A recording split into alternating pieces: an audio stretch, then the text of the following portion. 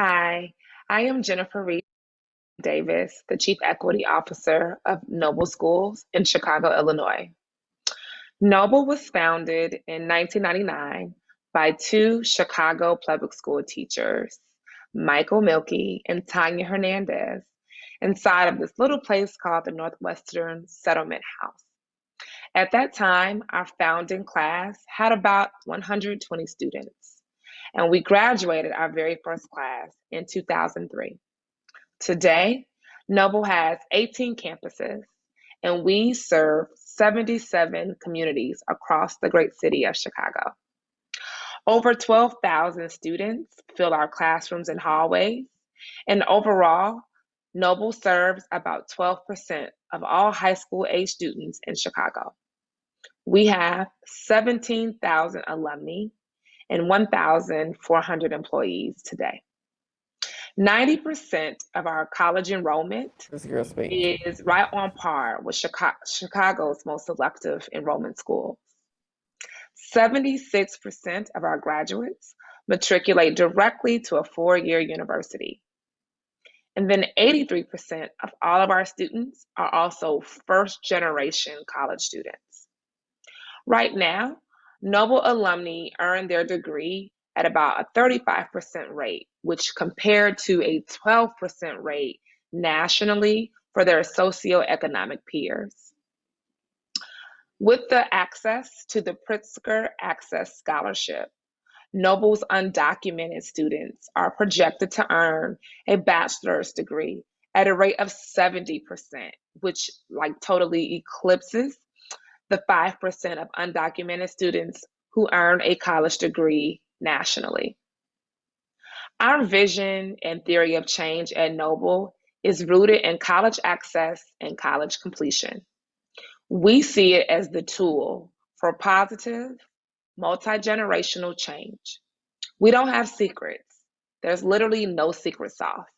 It's just hard work, hiring great people, creating a culture to keep those great people, remaining committed to innovation, and staying connected to our core values, even in some of the most difficult times.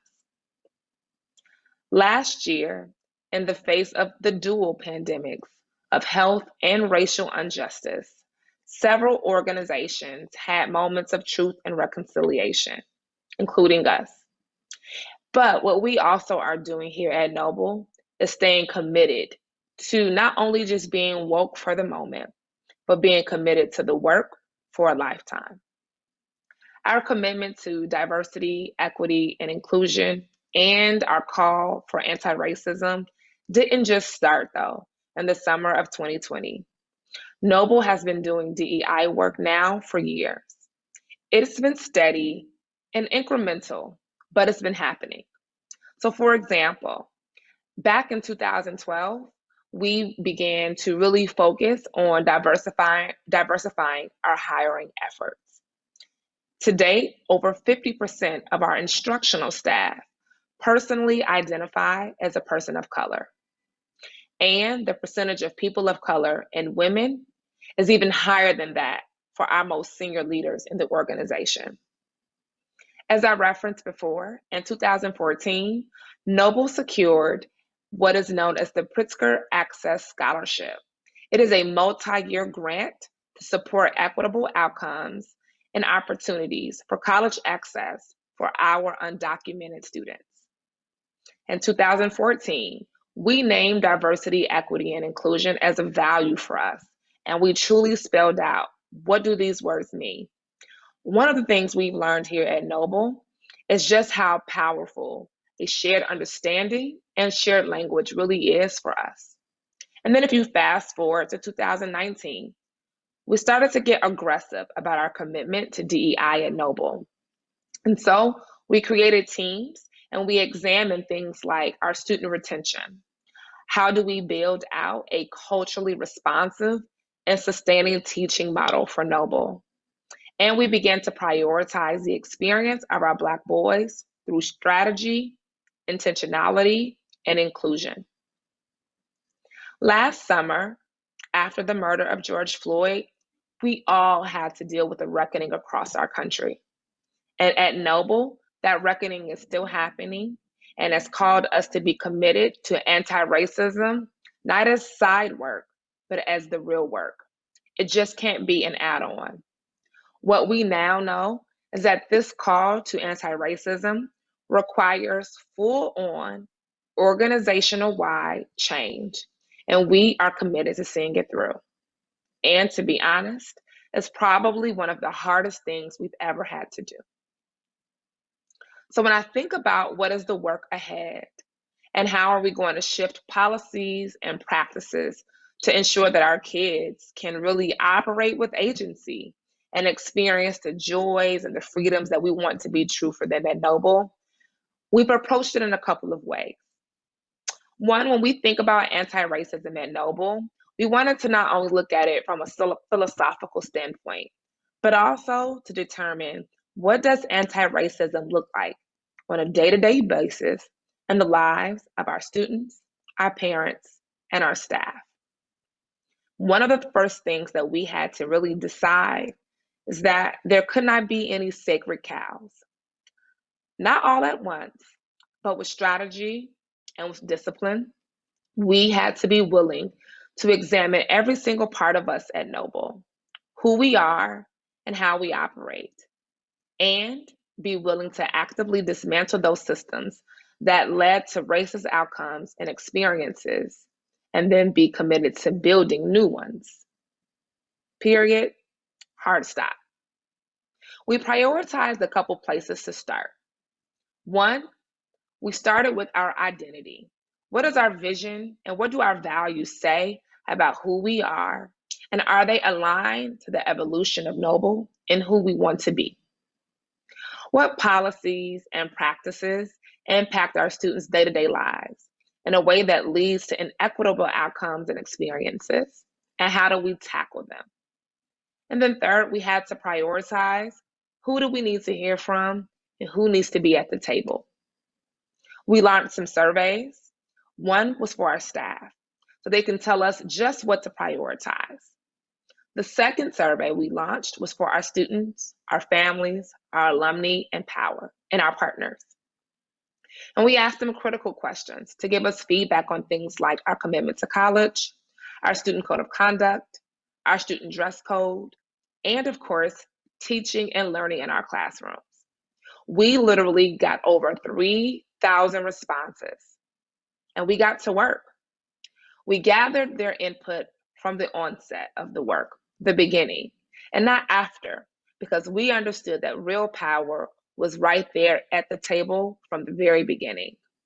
We know that anti-racism not only calls us to be inclusive, but it requires us to reconsider power and to see power not just in feedback, but also from input. I'll close with this. Over the last 3 months, we had teams of about 300 people from across our entire Noble community who designed new policies and gave us feedback along the way. We've completely dismantled our student code of conduct and in turn have built what is now known as the Noble Community Pact. This is our proactive restorative student response framework. Noble is no longer issuing demerits to students. We also have redesigned our student dress code, co-created with our parents, our students, and our staff. We've codified our instructional beliefs and an anti-racist school model. We've clarified that our vision is still about equipping our kids for college success and beyond, because when we ask those questions, that is what our families and students told us was most important to them. And we have clearly defined what Noble being committed to anti-racism really looks like for us. I'm inspired. I'm also scared. And that's because I'm human. This work is very messy. There's no real guidance or framework. And this kind of work you cannot complete with a checklist. We know at Noble that the stakes are high, but the aspirations and the hopes of our families and our students are even higher. And so we do this work because we believe that this is the work. Thank you.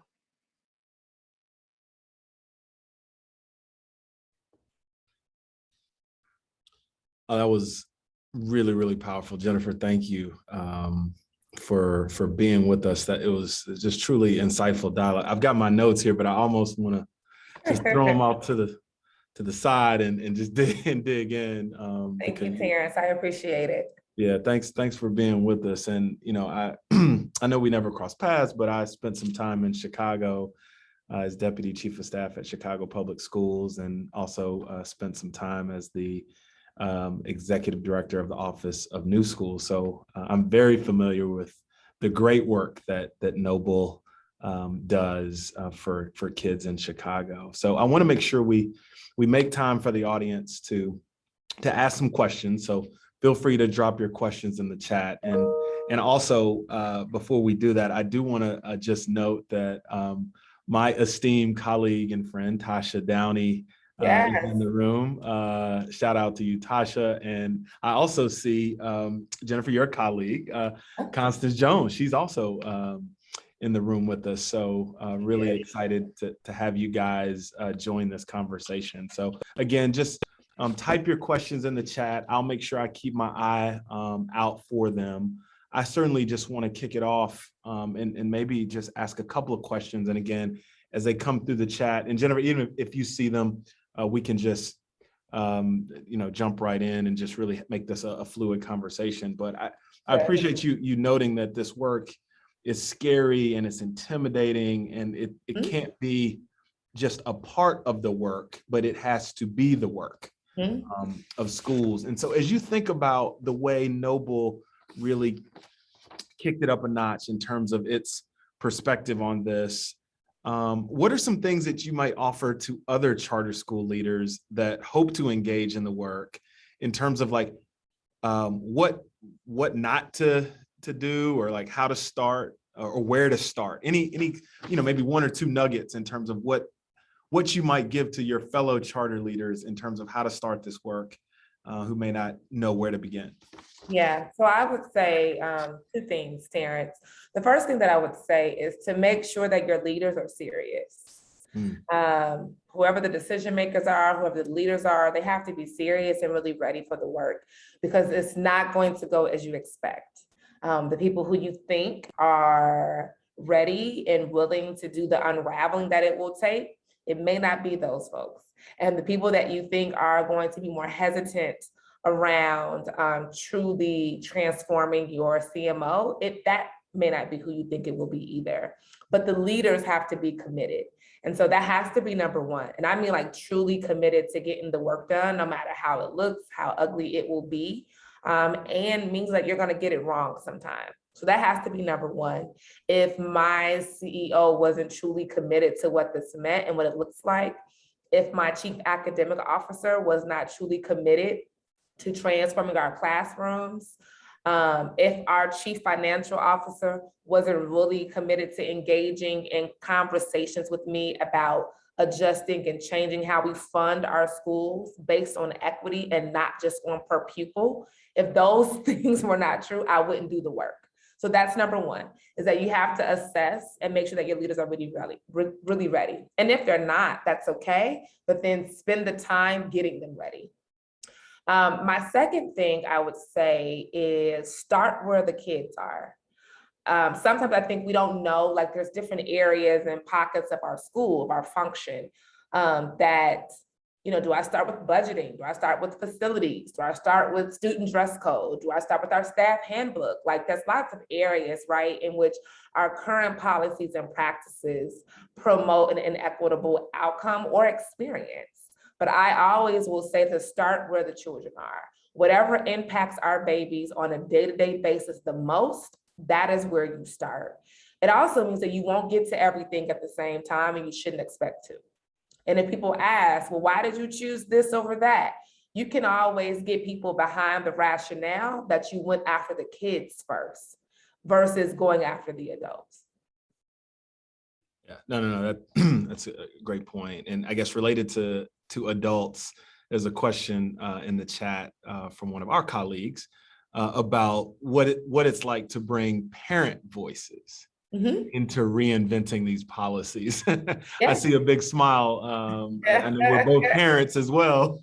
Yeah. So talk a little bit about what some of the best ideas that were brought by parents, but then also just what was it like to bring that authentic parent voice to reinventing policies of an organization like Noble? Yeah. So I would say like that was not a strength of ours. It's not a strength of ours. Not even going to use a past tense. It's not currently a strength of ours of engaging our parents as a decision maker, right? Like we sometimes we reach out to get their input. I think we have great attendance at report card pickups, right? So I don't want to paint the picture that our parents are never in the building, but being present and being a partner are not the same things. And so how do you create the space for your parents to be the partner? It means that like they get to have some kind of seat and some kind of voice at the decision-making table. It also means that they are a part of the process at the onset and not once you're done. So we did not ask our parents for their feedback on our new policy. We actually invited them to be at the table to examine the current policy and help us redesign the new policy. That's different. We didn't ask them. I say this a lot at Noble, so they would know this phrase, but we didn't ask our parents what was for dinner or how was dinner. We asked them, what do you want for dinner? And just the shift of that question, right? Engaging your parents at an earlier start of your redesign shifts power. Because when I get to say, what do I want for dinner? Then that means I get to control the resources. I get to have a say, right? In like what's on the menu. I get to have a say on who's gonna buy what and where and how much. And so it shifts the power versus just saying, we came up with this new dress code policy, what do you think? I would say one of the lessons we've learned when it comes to parent engagement is to also bring them along in your learning.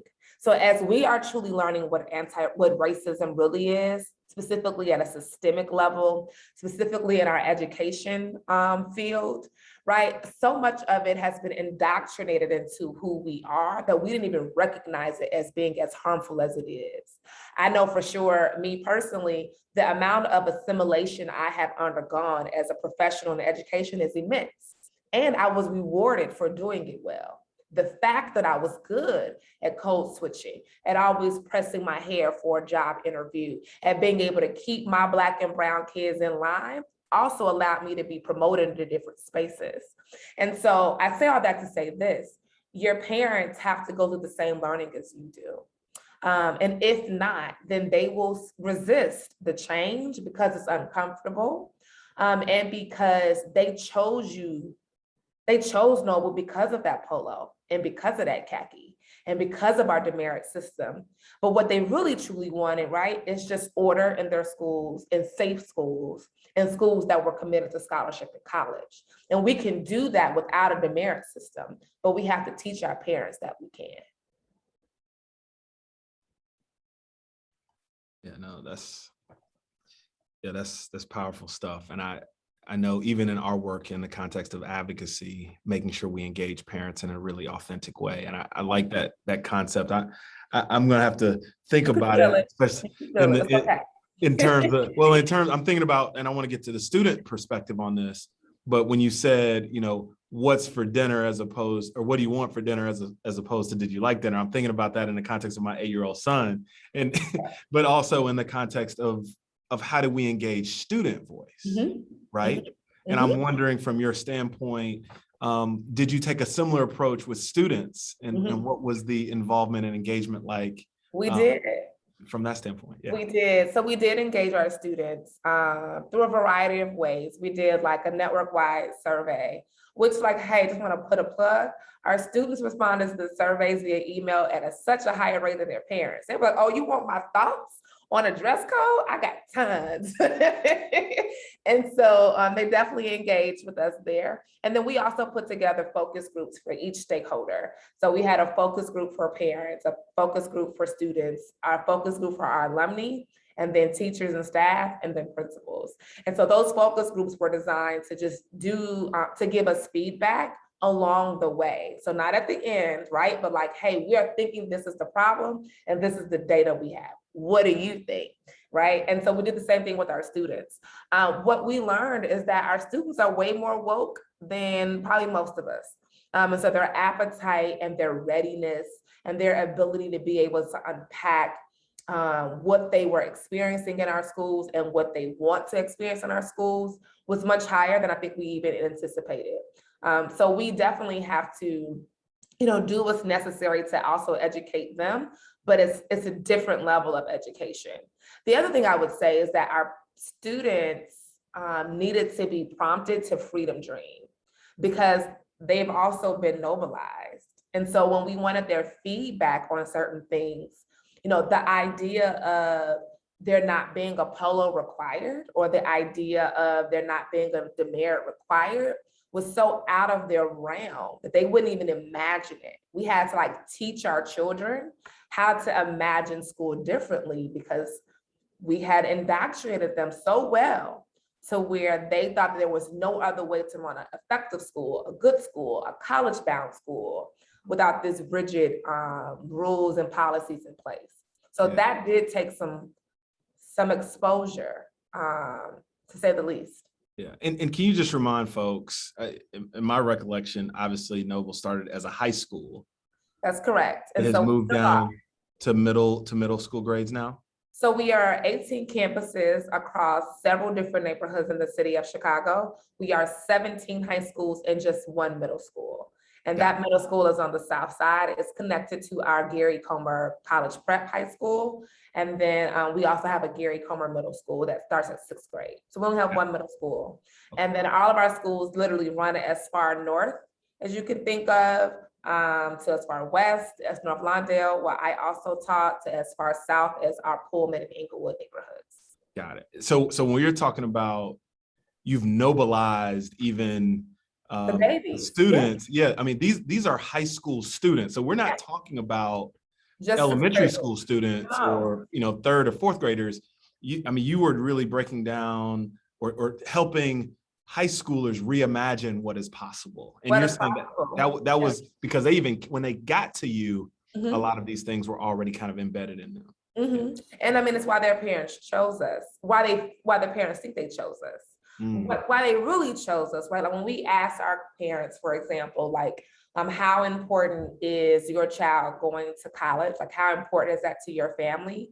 Something like 94% of all of our parents who participated in our survey said it was either the most important thing or very important.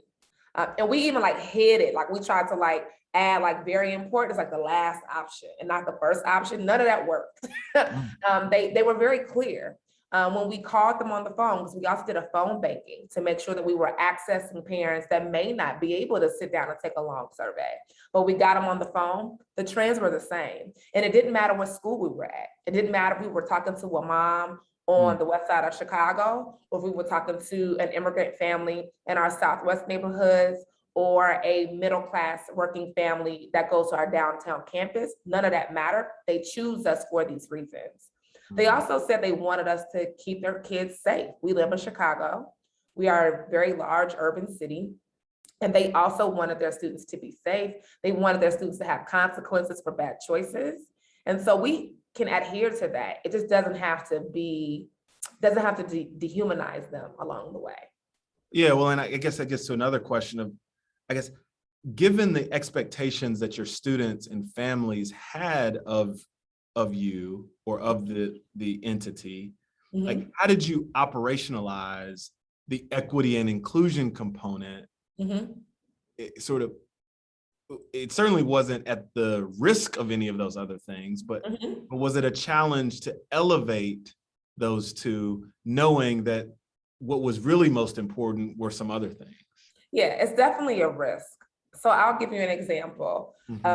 We had a group of employees or colleagues from across our network get together at the charge of our CEO, Constance Jones, which would have been February of 2020, I think, so right before the pandemic hit.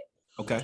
She charged us to figure out how to get better at the Black male scholar experience.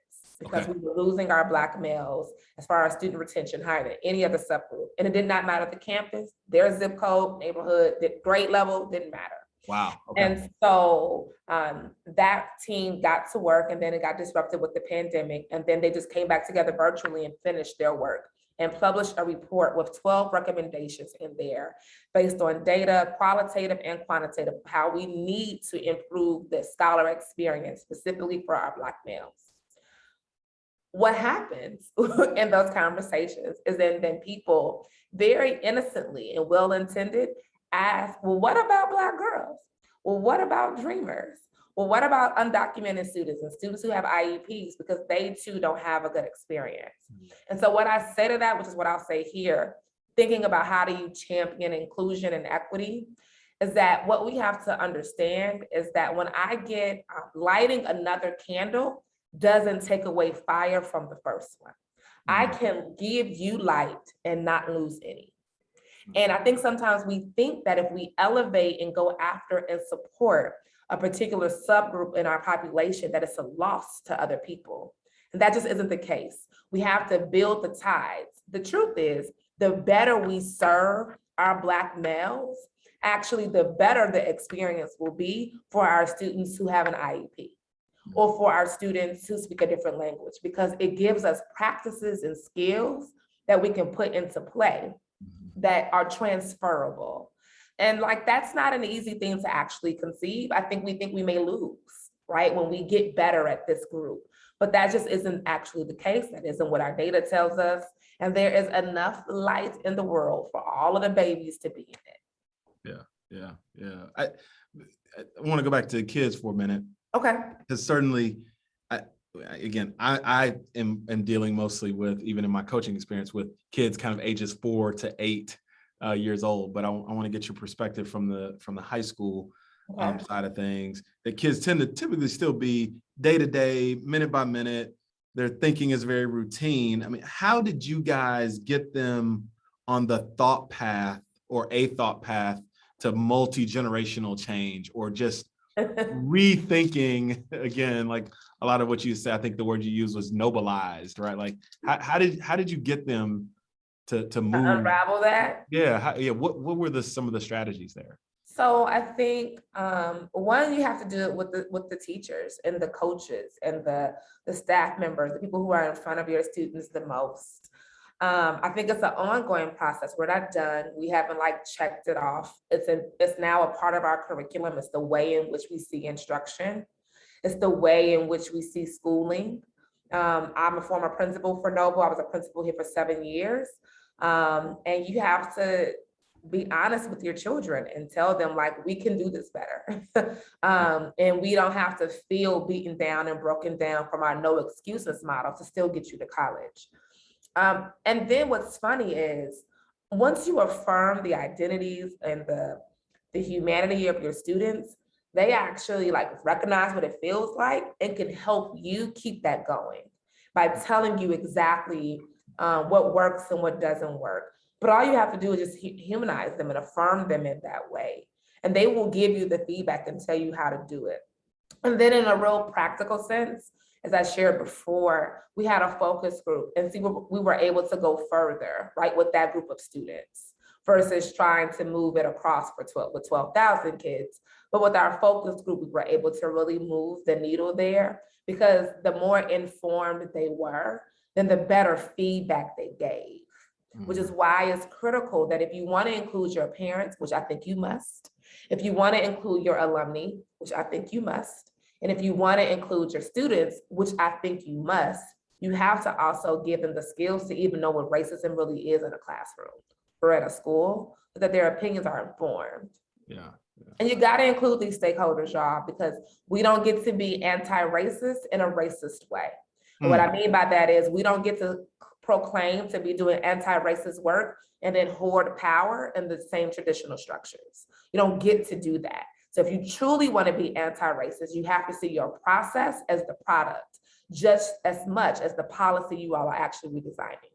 Yeah, you got to say that again. Somebody needs to put that in a book, because you're spot on with that one. We got a question and a comment in the Okay, in the let me look chat. and see. Yeah, take a look at it.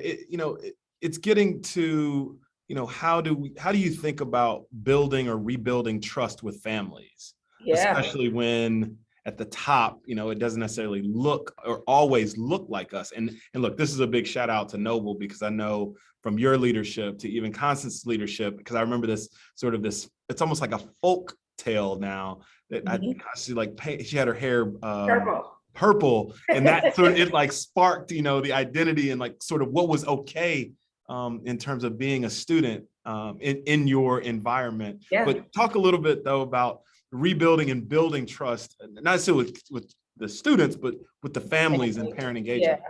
So I would say, I had to do a lot of that at my former school. So I was the principal at DRW College Prep, which is Noble's campus on the west side in North Lawndale. And if you're not familiar with Chicago, the North Lawndale area is the third most impoverished neighborhood in Chicago, but probably the second most violent. And so our kids and our school building is in a very tough neighborhood. Our experience there as a network has not always been as positive, because so much of our practices and policies, right, like did not meet the needs and did not meet our families or our students where they were. And so we had been just really doing a disservice to those Black families in that community. So when I became principal there, you gotta go out and rebuild, you gotta go out and redress the harm, y'all. Like, the only way to build trust is to be trustworthy. And you don't get to be trustworthy and not like own the harm, the damage, the violence, whether intentional or unintentional. The truth is that doesn't matter. The intention doesn't change the impact that your school has had on a community. And so I would say the first way to build trust is to be honest. I also would say that parents can be very forgiving once you own it, once you admit to it. It's the not owning it, it's the not admitting it, and then it's the failure to commit to change is the issue. So one of the things that we had to really do with our parents, right, is just own it and be honest. And we do it all the time. So in January of this current year of 2021, one of the things that we did as a part of our commitment to anti-racism was we reconciled our students to their proper grades. What I mean by that is any student that had been retained at Noble that was still here or not, even if they had transferred out, and they were retained as a result of one of the policies we were changing, like our detentions policy, for example, we allowed them to go back to their original grade level in the middle of the school year, and it was completely their choice. So we had juniors who should have been seniors, but were not. They had repeated a year because they had earned too many detentions according to us as sophomores. And we said, we're changing that policy, and yet it still impacts your life. You wanna go be a senior, you wanna go back to your original cohort, because if so, you can. And we ended up impacting over 100 students. Wow. We opened that opportunity to families who had already left us, because that's the harm we did. Yeah. Did they come back? Did you get folks coming back? We did, not a ton, but we did. But like, think about what that does to a family, like a freshman or a sophomore who now has to repeat a whole grade level, not because they failed all their classes, but because they had a certain number of detentions. And now that family is faced with a choice to either repeat or maybe go to another school and be promoted, but the options and the quality of that education isn't the same. And so we owe those families, at bare minimum, the ability and the option to, one, say we're sorry, and if you want to come back and be in your proper grade level, you can. And we made it happen. That's how you build trust with families. You can't do it any other way. Yeah. This is again, I'm blown away to sort of hear it in practice. Because again, you read articles about it, you hear stories, but to really get the perspective from folks that are living this every day, this is really, really amazing. We got a couple of minutes left. I don't know if there are any last minute questions in the chat. Jennifer, I do want to give you the last word. If there's things that you want to make sure folks put to practice, any other final suggestions or thoughts, I want to leave the floor to you before I transition us to the next moment. I don't see anything else. So I'll turn over to you for maybe, 90 seconds or so to give your closing thoughts. Yeah, I would just say, like, I wrote closing thoughts, but they're not important. I would just say, like, don't let the fear stop you. I'm still afraid, and I'm leading the work, and I'm nervous, and it's scary, but that can't be the pause. Feel emboldened by the change that lies on the other side, and do the work. There is no checklist for this. There is no roadmap. We also know that, like, a lot of CMOs have followed Noble's model, have built their schools on the backs of what we said was right. And a lot of that was right, but a lot of it was also wrong. And so I think we owe it to figure this out and continue to share our learnings along the way, because we got kids who have high stakes and high aspirations. And I think we owe it to them to figure this out. Thank you. Thank you. I mean, this, again, I can't say thank you enough. I'm just honored. Not only have you, but also have the folks in the room with you, just absorbing all of this information, because I know they'll bring this back to their schools. Yeah. And we're all going to be better for talking about this, but then also putting it into practice. And the one thing that's sticking out to me, Jennifer, is that leadership matters. I mean, having and I'll just use the context primarily in Memphis and Chicago, having Black leadership matters. I mean, having folks to be able to turn up the heat and have these conversations in a really impactful way really matters. So thank you again for your leadership and for everything you guys are doing. I want to make sure that you guys join us to the movement rooms, which is coming up next. We're going to have Zumba and some mindful meditation. I don't think it's your everyday meditation. It's going to be, I think, kind of live. And so make sure when you leave the session, you're just going to click the leave button at the bottom of the Zoom application, and then you'll find the next session in your browser on the Expo Pass platform. And then from the schedule in that Expo Pass, then you'll find and join us in the journal or reflection room if you want to capture any real-time thoughts or reflections on your mood or messages of the days, like some of the gems that Jennifer dropped on us. So we got a couple of extra minutes, which you guys can take to just reflect and unwind. But Jennifer, thank you again. Next time I'm in Chicago, I'll make sure that I stop by and maybe get a tour. Yeah, so thank you again, okay? You have to. And everybody, I dropped my email address in the chat. I am willing to continue to connect and also share things if you need resources or tools, or want to see the survey that we gave our students, the survey that we gave our parents, or some of our models that we've recreated. What does our student code of conduct look like with no demerits? Those kinds of things. Happy to share any of that with you all. Let's not start from the bottom. We can get to the top faster if we help each other. Absolutely. All right. Thank you guys. Thank you everyone. We'll see you back in the session. All right.